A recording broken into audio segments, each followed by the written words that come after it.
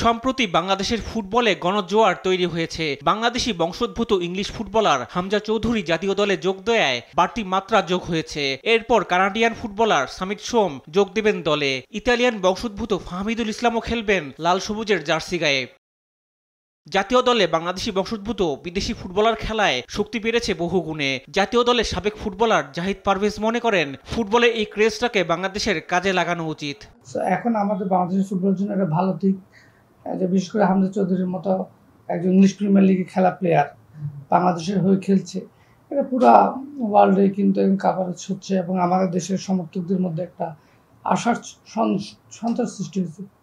So এটা আমাদের কাজে লাগিয়ে আমি মনে করি ফুটবলের যে এখন ক্রেজ ওটাকে কাজে লাগানো উচিত এবং আগের যে পপুলারিটি ছিল বাংলাদেশের ফুটবলে সেটা কিন্তু ফেরানো সম্ভব। সাবেক এই ফুটবলার মনে করেন, বাংলাদেশের ফুটবলার তৈরির প্রক্রিয়ায় বড় ধরনের ভুল রয়েছে, যার কারণে ভালো মানের ফুটবলার উঠে আসছে না। অ্যাকচুয়ালি ফুটবলের তো আপনাকে শুরু করতে হবে 5-6 বছর বয়স থেকে। আপনি 5-6 বছর যেমন আমরা সরিয়া ABCD যেভাবে শিখি, তো ফুটবলের বেসিকগুলো বাচ্চারা কিন্তু কখনো যখন আমরা পড়াশোনা করি তখন কিন্তু বাচ্চারা ভুলে না। ABCD সরিয়া কখনো আমরা ভুলি না।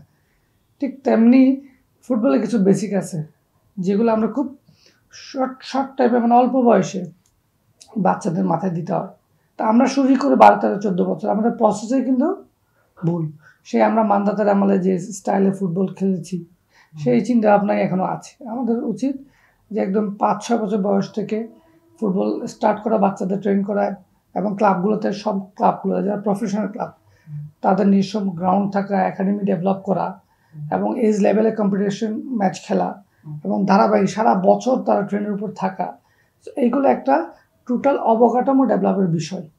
এটা আপনি বললেন না রাতারাতি আমাদের প্লেয়ার প্রডিউস হবে, এটা কিন্তু সম্ভব না। আন্তর্জাতিক ফুটবলে স্ট্রাইকাররা গোল খরায় ভোগে আর শেষ মুহূর্তে এসে চাপ ধরে রাখতে পারে না। সাবেক এই ফুটবলার মনে করেন, বেশি বেশি আন্তর্জাতিক ম্যাচ আয়োজন হতে পারে এই সমস্যার সমাধান। আমাদের দেশে যে দেশীয় স্ট্রাইকারগুলো আছে ওগুলোর এক্সট্রা নার্সিং করা, ওদের বিদেশি স্পেশাল স্ট্রাইকিং কোচ এনে তাদেরকে আলাদা ট্রেন করা, লং টাইম প্ল্যানিং করে, তারা যখন এই ক্লাবের পাশাপাশি ন্যাশনাল টিমে থাকবে তাদের নিয়ে আলাদা নার্সিং করা। না, বাংলাদেশ তো এনাফ ইন্টারন্যাশনাল ম্যাচ খেলে না। সো আপনাকে ইন্টারন্যাশনাল ম্যাচে কম্পিটিশন করতে হলে তো আপনাকে অনেক বেশি ইন্টারন্যাশনাল ম্যাচ খেলতে হবে। খেলতেই আপনার পারফরমেন্স একটা লেভেলে চলে আসবে। সো এটা আমাদের ফুটবল ফেডারেশনের উচিত অনেক বেশি কম্পিটিশন লেভেল ম্যাচ অর্গানাইজ করা। আগামী মাসে সিঙ্গাপুরের বিপক্ষে ম্যাচে বাংলাদেশের জয়ের সম্ভাবনা দেখছেন জাতীয় দলের সাবেক এই ফুটবলার।